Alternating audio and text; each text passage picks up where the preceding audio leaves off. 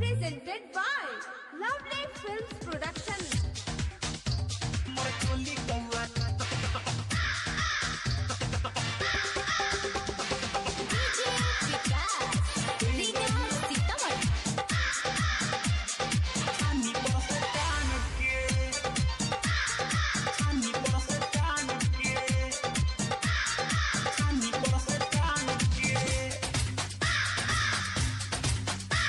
हम नैहर से तलाइल रहनी सखी से हो मांग के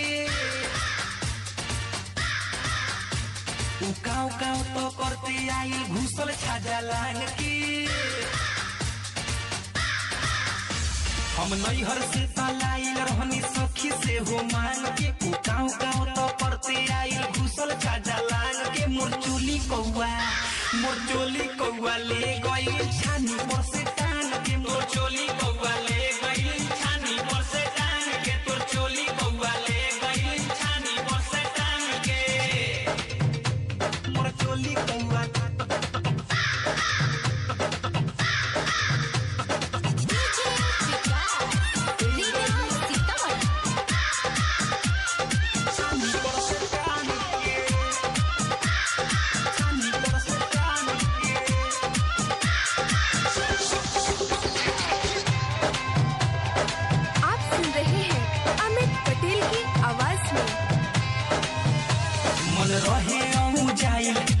पे चोरी आइल जब लेके उड़ल चोली तबे हमके बुझाइल।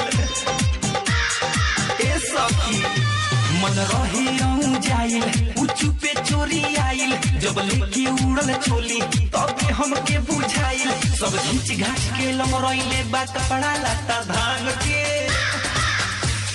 रे दादा।